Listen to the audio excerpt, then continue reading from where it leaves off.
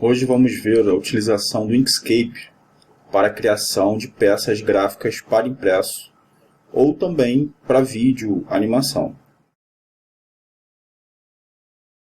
O primeiro passo, para que vocês entendam a utilização do Inkscape e entendam também esses conceitos todos, nada melhor do que, na prática, nós experimentarmos isso tudo.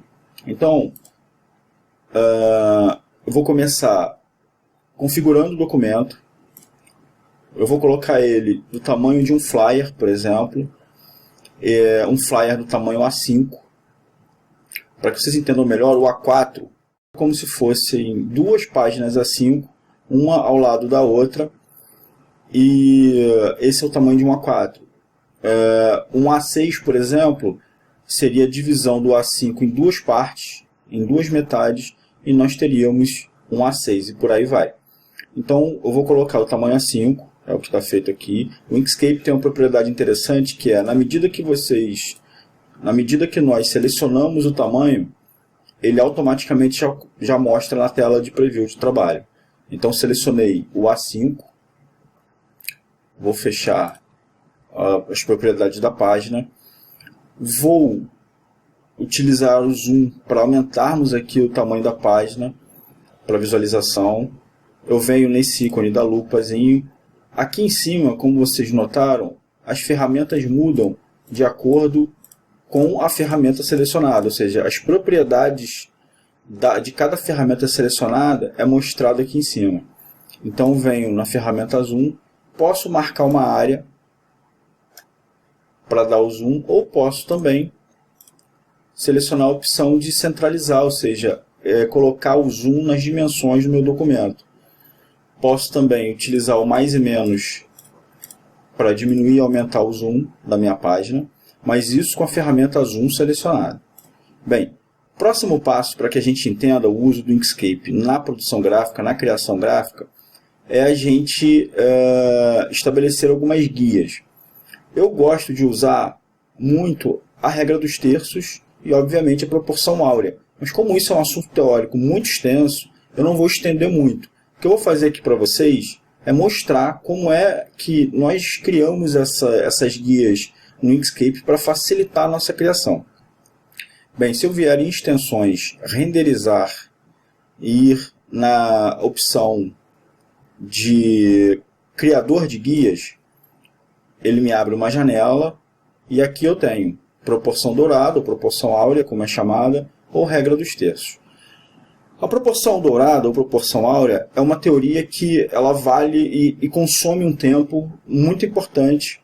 Então, como a aula não é especificamente de design, eu vou utilizar a regra dos terços, que é mais simples de utilizar, vocês já utilizam em fotografia e vocês vão entender como. Então, eu pedi para ele criar as guias para nós. Muito bem, o Inkscape já criou as guias aqui para a regra dos terços. E o que é essa regra dos terços? A regra dos terços terços já explica um pouco. Eu praticamente divido a minha área em 3 áreas horizontais, 3 áreas verticais. E os pontos de interseção dessas linhas são chamados de pontos áureos. Ou seja, o objetivo da minha criação está em um desses 4 pontos, ou nos 4 pontos, ou em 2 pontos. Existem algumas regras para utilizar isso. Também não vou me aprofundar agora, porque, como eu falei, são teorias que consomem um tempo.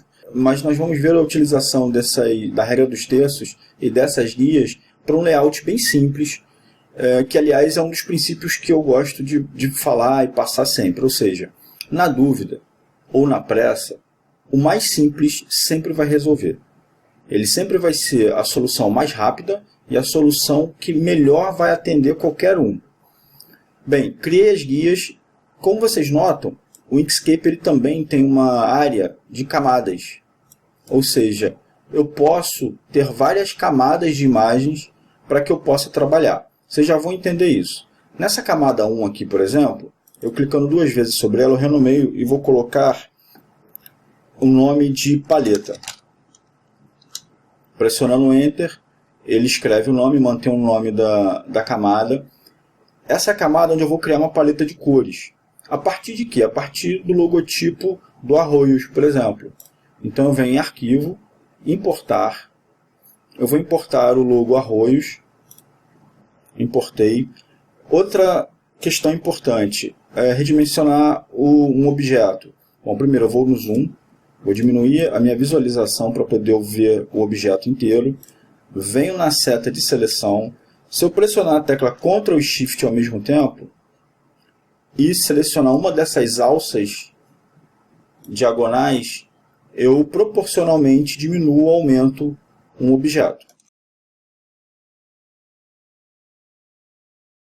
Bem, eu vou arrastar ele para cá, para a esquerda do documento. Vou na ferramenta Zoom. Vou pedir para ajustar o tamanho da página, ok. E agora eu vou, a partir do logotipo, criar uma paleta de cores para toda a criação.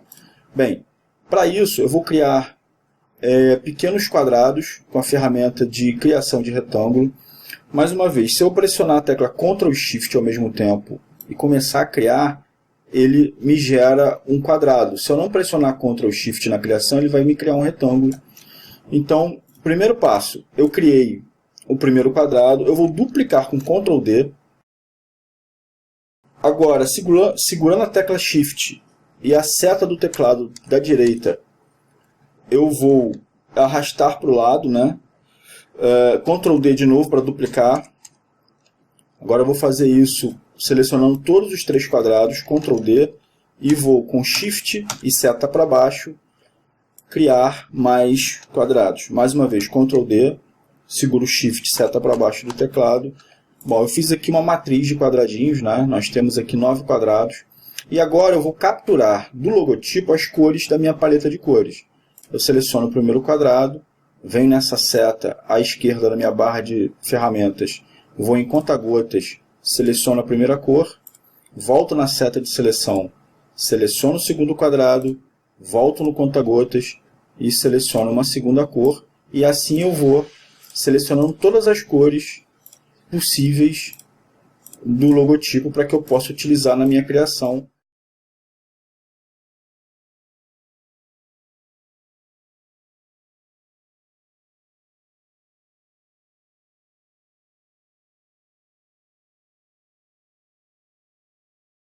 Vou utilizar o zoom para capturar exatamente a cor que eu quero, que é esse cinza. Volto no zoom. Bom, tem aqui as cores que nós utilizamos como paleta do Pontão Arroios.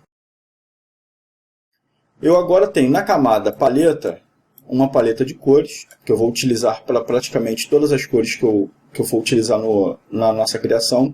E o logo, já que ele já está importado, o que eu vou fazer com ele é movê-lo para uma outra camada. Então vou pressionar Ctrl X para apagar. Vou trancar a camada paleta, vou criar uma nova camada logotipo e vou colar com Ctrl V o logotipo nessa camada. Ainda não vou arrumar ele na página, só quero o objeto ali. Bom, para eu me localizar melhor na página e aí já utilizar a regra dos terços, para vocês entenderem bem, como eu disse, o ponto de interseção das linhas são os objetos, os objetivos da minha imagem. Ou seja, os objetos importantes. Se fosse uma fotografia seria mais fácil de vocês entenderem, porque o objeto principal do fotograma estaria em um dos 4 pontos ou nos 4 pontos.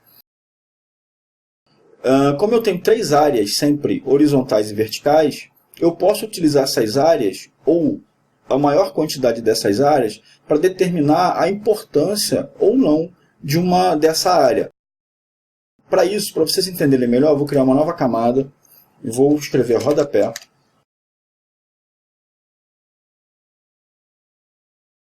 Vou arrastar a camada para baixo, eu posso fazer isso também. Como vocês podem ver, ela ficou abaixo de logotipo, simplesmente usando essas setinhas da janela de camadas. Agora, o que eu vou fazer? Como eu vou utilizar nessa criação pouco texto de informação, digamos que isso aqui fosse um panfleto, no tamanho A5, eu vou usar uma das 3 áreas horizontais para ser todo o meu rodapé.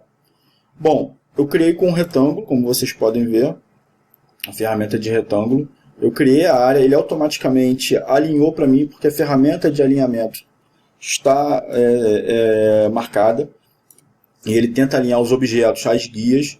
Bom, criei uma área para o rodapé. Agora, com conta-gotas, eu vou selecionar uma cor que vai ser a minha cor da área de rodapé. Como vocês podem ver, eu utilizei uma das cores da paleta com a ferramenta conta-gotas novamente. Muito bem, tenho aqui a minha área de rodapé. Vou trancar essa camada, vou novamente habilitar a camada logotipo, vou arrastar o logotipo para cá. Bom, falei que o objeto de interesse ou de importância ele tem que estar em um dos 4 pontos da regra dos terços ou em mais de um. No caso do logotipo Pontão Arroios, como eu quero ele bem grande nessa área branca, ou seja, eu tenho muito pouca informação de texto e quero destacar o logo, eu vou colocar ele bem grande aqui.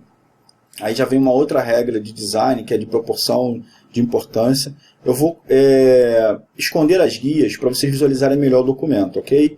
Para eu esconder, basta dar um clique sobre a régua e eu já escondo as minhas guias. Como vocês podem ver, a gente fez muito pouco aqui, mas já dá para notar que eu tenho uma ideia de layout bem interessante. Ou seja, eu tenho uma área de silêncio, né, que é o branco, e com essa área totalmente em branco, que não é vazio, eu destaco bem o logo e abaixo tem uma área de rodapé. Até aí tudo bem. Vou novamente visualizar as guias clicando sobre a régua.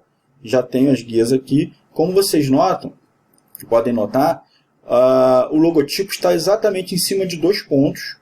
Ok?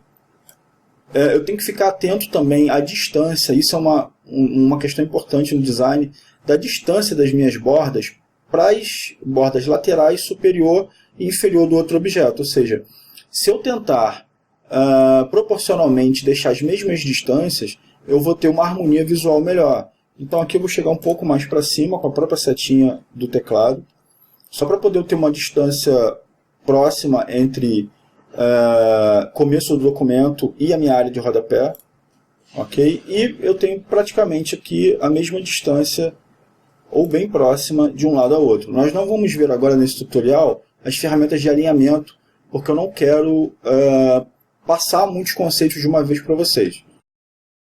Então clico sobre a regra de novo para esconder as guias, para eu ter uma noção melhor do documento. Tenho ele inteiro aqui. Agora, o que eu vou fazer? Eu vou criar uma área de texto para que nós possamos trabalhar o texto de rodapé. Para isso, o que eu vou fazer? Eu vou criar uma nova camada com o nome Textos, pressiono Enter, e agora, com a ferramenta de criação de texto, eu posso criar uma área de texto. Notem que a área de texto que eu criei, ela não fica de borda a borda. Eu estou imaginando aqui uma margem, embora o ideal seria que eu tivesse criado uma margem para todo o documento. E essa margem é muito importante também, para leitura e composição do layout. Enfim, tenho aqui uma área de texto. Se eu quisesse escrever qualquer texto aqui, eu vou começar a digitar qualquer coisa, só para que a gente tenha algum texto. Agora, para eu editar o texto, basta eu selecionar ele todo com Ctrl A. Venho no tamanho dele, vou colocar tamanho 16. Vou colocar uma fonte Arial, posso escrever aqui. E posso mudar também o peso dessa fonte, vou colocar bold. Para eu alterar a cor, mesma coisa, seleciono o texto todo, clico com o botão esquerdo sobre uma cor e eu tenho ali a cor que eu vou utilizar. Vou tirar o bold só para ficar melhor. Só coloquei para que vocês pudessem ver onde fica isso. Bom, enfim, digamos que eu colocasse mais texto aqui. O alinhamento do texto. Eu tenho a esquerda, centralizada, a direita e justificado. Bem, nós temos aqui um exemplo muito simplório da utilização do Inkscape para a criação, mas é uma introdução apenas do conteúdo, assim como também vimos alguns conceitos muito básicos de criação, de layout para design, de layout de documento. Eu poderia incrementar um pouquinho mais isso, criando, por exemplo, uma nova camada como margem. Poderia novamente com a ferramenta de retângulo criar um objeto retangular que fosse a minha margem. Vou ajustar ele aqui agora. E eu poderia ter também outros elementos gráficos para compor a criação. Bem, o objetivo desse tutorial foi apresentar para vocês alguns conceitos, assim como também apresentar o Inkscape como uma solução para a criação de conteúdo gráfico, tanto gráfico para impresso quanto gráfico para vídeo. Por exemplo, como o Inkscape é uma ferramenta de desenho vetorial, eu poderia pegar toda essa arte de vetor feito aqui e poderia animar isso em outro software livre chamado Synfig. Vou mostrar para vocês um exemplo de uso onde nós pegamos o logotipo Arroios do Inkscape, aproveitando essa mesma hierarquia de camadas, e nós animamos esse logo para uma vinheta utilizando o Synfig Studio. Vou abrir com o Synfig Studio para vocês darem uma olhada.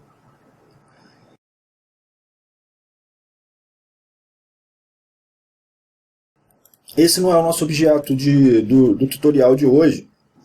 Só quero mostrar para vocês como através do Inkscape podemos também criar arte não só para impresso, mas também para vídeo. Esse é um exemplo, ou seja, essa arte vetorial foi feita no Inkscape e depois animada aqui no Synfig Studio. Voltando aqui à arte impressa, é dessa forma que nós montamos utilizando o Inkscape. Eu poderia também importar aqui, não é o caso desse layout, mas eu poderia importar imagens bitmap, que são imagens fotográficas, ou pinturas digitais, ou ilustrações digitais, e o processo seria o mesmo. Eu crio uma nova camada aqui, como por exemplo figura, e eu posso importar, indo em arquivo, importar uma imagem bitmap para dentro do meu documento. Vou puxar as guias aqui. Mais uma vez lembrando, não é o nosso caso, eu só quero mostrar as possibilidades para vocês. Ou seja, eu posso importar imagens bitmap também para os documentos do Inkscape. Uma outra coisa que eu quero mostrar para vocês é a parte de edição dos vetores. Bom, vou apagar a figura bitmap, porque não é o nosso objetivo aqui. Para isso eu fui na ferramenta de caneta Bezier. Vou desligar a ferramenta de alinhamento, porque agora ela está me atrapalhando. E vou fazer aqui essa ponta do balão. Bom, primeiro criei o vetor, depois venho na ferramenta de seleção, deixo ele selecionado, seleciono a... Opa, não é a margem. Seleciono o rodapé. Eu fiz ele na camada errada. Vou jogar na camada rodapé. Selecionando ele e selecionando o rodapé, venho em caminho, união. Vou esconder novamente as guias. Dessa forma, eu criei um desenho vetorial, no caso só a ponta do balão, e uni essa ponta ao retângulo já criado. Posso também, no Inkscape, como ele é uma ferramenta de gráfico vetorial, editar os nós. Se eu vier nessa outra setinha daqui, da barra de ferramentas, e clicar sobre a minha arte vetorial, eu posso editar os nós. Olha. Mas é só para vocês entenderem que como o gráfico é vetorial, nós podemos editar esse gráfico. Bem, é isso que eu queria mostrar para vocês. Ou seja, a utilização básica do Inkscape para a criação gráfica, tanto para impresso quanto para uma arte que seja destinada a vídeo ou animação. Então ficamos por aqui, agradeço, e no nosso próximo tutorial de produção gráfica nós vamos ver o GIMP, que é uma ferramenta de tratamento de foto e composição de imagens bitmap.